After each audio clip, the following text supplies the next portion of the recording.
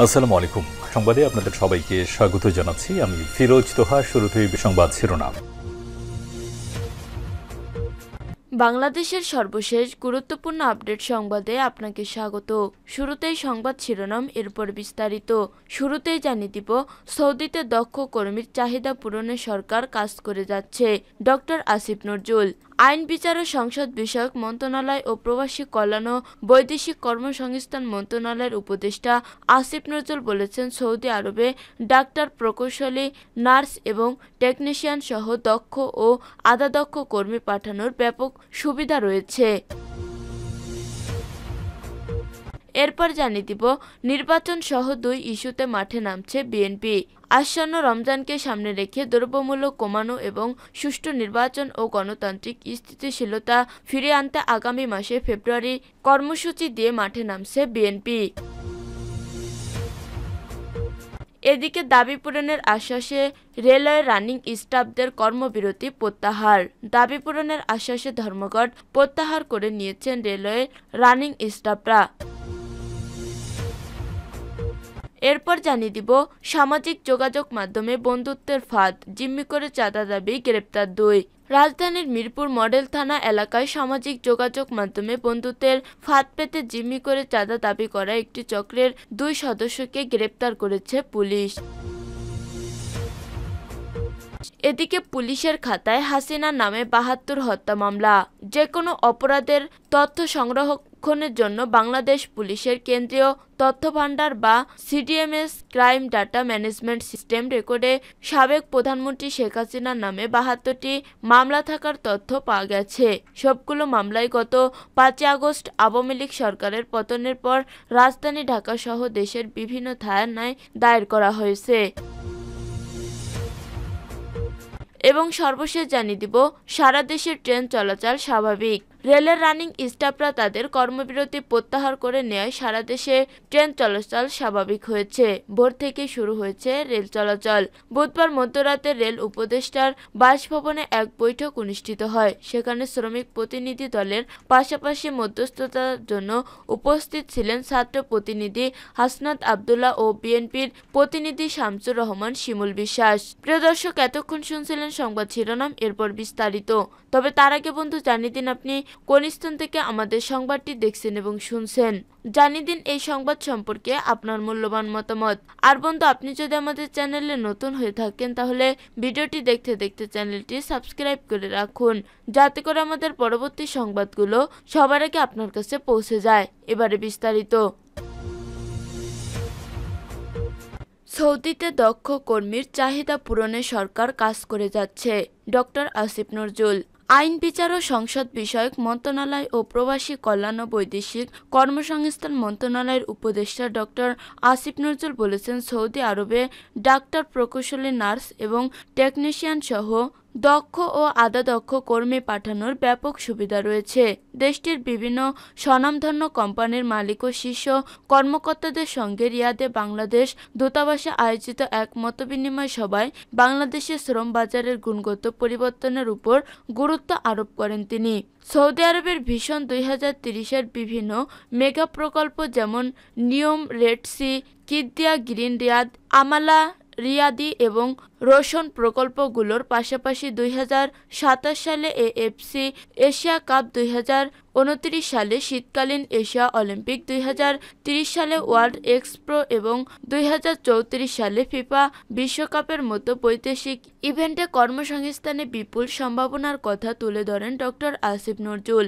অনুষ্ঠানে দূতাবাসে ই-ডিমান্ড সিস্টেম উদ্বোধন করেন আসিফ নজরুল, যার মধ্যে সৌদি কোম্পানিগুলো অনলাইনে নিবন্ধন করে দূতাবাসে না গিয়েই কর্মী চাহিদাপত্র সত্যায়িত করতে পারবে। এই কাজে স্বচ্ছতা ও গতিশীলতা আসবে।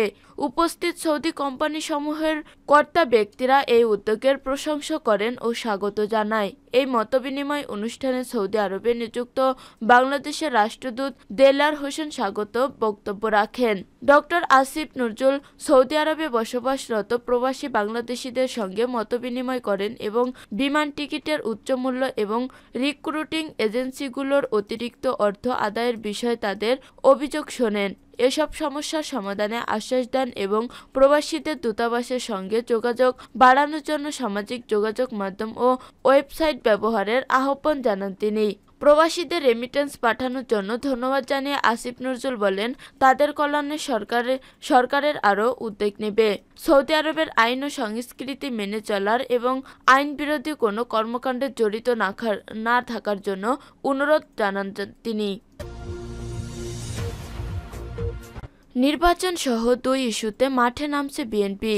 আসন্ন রমজানকে সামনে রেখে দ্রব্যমূল্য কমানো এবং সুষ্ঠু নির্বাচন ও গণতান্ত্রিক স্থিতিশীলতা ফিরিয়ে আনতে আগামী মাসে ফেব্রুয়ারি কর্মসূচি দিয়ে মাঠে নামছে বিএনপি। প্রথম কর্মসূচি হবে দ্রব্যমূল্য কমানোর দাবি, সুষ্ঠু নির্বাচন ও গণতান্ত্রিক স্থিতিশীলতা ফিরিয়ে আনার দাবিতে হবে দ্বিতীয় কর্মসূচি। দ্রুত নির্বাচনের জন্য বিএনপি যে দাবি জানিয়ে আসছিল, সে লক্ষ্যে অন্তর্বর্তী সরকারকে চাপে রাখতে মূলত দ্বিতীয় কর্মসূচিটি পালিত হবে। এই 2 ইস্যুতে রোজা শুরুর আগেই ঢাকাসহ দেশব্যাপী সমাবেশ করতে চায় দলটি। শিগগিরই বিভাগীয় সাংগঠনিক ও সহসাংগঠনিক সম্পাদকের সঙ্গে বৈঠকে এই সমাবেশের সুনির্দিষ্ট দিনক্ষণ চূড়ান্ত করা হবে। গত সোমবার রাতে বিএনপির স্থায়ী কমিটির সদস্য এই সিদ্ধান্ত হয়েছে বলে জানা গেছে।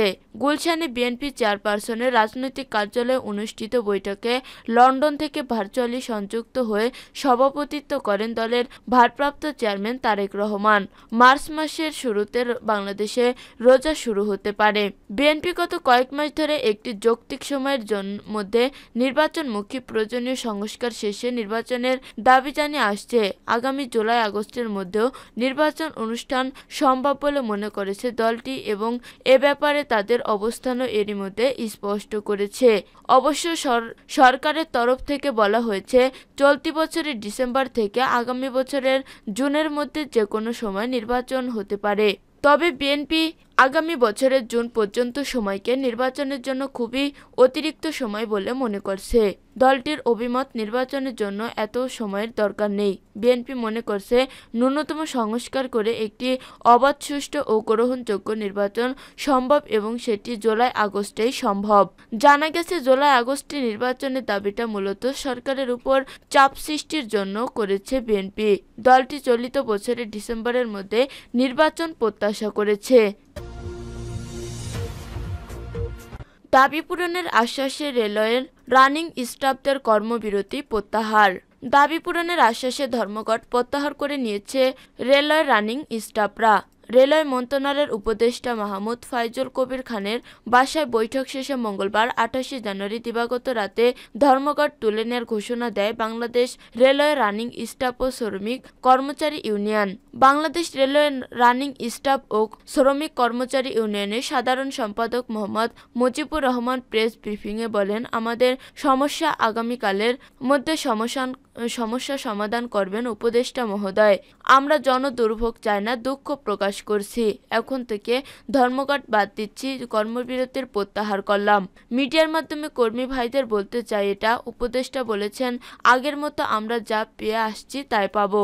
এর আগে বৈষম্য বিরোধী ছাত্র আন্দোলনের আহ্বায়ক হাসনাত আবদুল্লাহ ফেসবুকে দেয়া এক পোস্টে বলেন, রেল কর্মকর্তা ও কর্মচারীদের ধর্মঘট প্রত্যাহার। শ্রমিক নেতাদের সঙ্গে নিয়ে আমরা রেলের কর্মকর্তা কর্মচারীদের সমস্যা সমাধান করতে রেল উপদেষ্টার সঙ্গে দেখা করছি। এদিকে মঙ্গলবার 28 জানুয়ারি মধ্যরাতে বাংলাদেশ রেলওয়ের পরিচালক জনসংযোগ মোহাম্মদ নাহিদ হাসান খান জানিয়েছে, বুধবার 29 জানুয়ারি সকাল 9টা পর্যন্ত সারা দেশে সব ট্রেনের যাত্রা বাতিল করেছে বাংলাদেশ রেলওয়ে। যাত্রীদের টিকিট রিফান্ড অপশন অচিরেই চালু করা হবে। অপরদিকে অতিরিক্ত মহাপরিচালকের অপারেশন দপ্তর থেকে জানানো হয়েছে, রানিং স্টাফদের বিভিন্ন দাবির কারণে কর্মবিরতিতে 28 জানুয়ারি সকাল থেকে কোনো ট্রেন পরিচালনা করা যাচ্ছে না। প্রসঙ্গত, রেলওয়ে রানিং স্টাফদের কর্মবিরতির কারণে সোমবার মধ্যরাতের পর থেকে রাজধানীর কমলাপুর সহ বিভিন্ন স্টেশন থেকে ট্রেন ছেড়ে যাওয়া বন্ধ হয়ে যায়। এতে চরম ভোগান্তিতে পড়েন যাত্রীরা। সামাজিক যোগাযোগ মাধ্যমে বন্ধুত্বের ফাঁদ, জিম্মি করে চাঁদা দাবি, গ্রেপ্তার 2। রাজধানীর মিরপুর মডেল থানা এলাকার সামাজিক যোগাযোগ মাধ্যমে বন্ধুত্বের ফাঁদ পেতে জিম্মি করে চাঁদা দাবি করা একটি চক্রের 2 সদস্যকে গ্রেপ্তার করেছে পুলিশ। গ্রেপ্তারকৃতরা হলেন মোহাম্মদ নাজমুল হাসান 31 ও মোহাম্মদ বিল্লাল প্রধান 35। মঙ্গলবার 28 জানুয়ারি রাতে মিরপুর মডেল থানার উত্তর পীরেরবাগ মুন্সিবাড়ি এলাকায় অভিযান চালিয়ে তাদের আটক করা হয়। এ সময় তাদের কাছ থেকে একটি চাইনিজ কুড়াল, 2টি ধারালো ছুরি, 3টি মোবাইল ফোন এবং নগদ 1000 টাকা উদ্ধার করা হয়। মিরপুর মডেল থানার তথ্য অনুযায়ী রাঙামাটির বাসিন্দা আলমগীর হোসেনের সঙ্গে চক্রের এক সদস্যের সামাজিক যোগাযোগ মাধ্যমে বন্ধুত্ব গড়ে ওঠে। কয়েকদিন কথা বলার পর চক্রটি তাকে ঢাকায় আসার প্রলোভ দেখান। মঙ্গলবার রাতে আলমগীর তাদের কথামতো মিরপুরের মুন্সিবাড়ি এলাকার একটি ফ্ল্যাটে আসেন। ফ্ল্যাটে প্রবেশের পর চক্রের সদস্যরা আলমগীরকে জিম্মি করে তার পরিবারের কাছ থেকে মোবাইল ফোনে 1 লাখ টাকা চাঁদা দাবি করে। পরিবারের সঙ্গে যোগাযোগ করতে ব্যর্থ হয়ে তারা আলমগীরকে এলোপাতাড়ি মারধর করে এবং তার কাছ থেকে নগদ 11,000 টাকা ও একটি মোবাইল ফোন কেড়ে নেয়। এরপর তাকে ছেড়ে দেয়। ঘটনার পর ভুক্তভোগী আলমগীর মিরপুর মডেল থানায় অভিযোগ করেন। এর আগে জাতীয় জরুরি সেবা নম্বরে 999 এই বিষয়টি জানানো হলে মিরপুর থানার একটি দল তথ্য প্রযুক্তি সহায়তায় চক্রের অবস্থান শনাক্ত করে। মুন্সিবাড়ি এলাকার ফ্ল্যাটে অভিযান চালিয়ে 2 জনকে গ্রেপ্তার করা হয়। চক্রের অন্য সদস্যরা এখনো পলাতক। আলমগীর বাদী হয়ে গ্রেপ্তারকৃতদের বিরুদ্ধে 6 জনকে এজাহারভুক্ত করে একটি মামলা দায়ের করেছেন। প্রাথমিক জিজ্ঞাসাবাদে গ্রেপ্তারকৃতরা অপরাধের কথা স্বীকার করেছে। মামলার সুষ্ঠু তদন্ত এবং পলাতক আসামিদের গ্রেপ্তারে অভিযান অব্যাহত রয়েছে বলে জানিয়েছে মিরপুর মডেল থানা।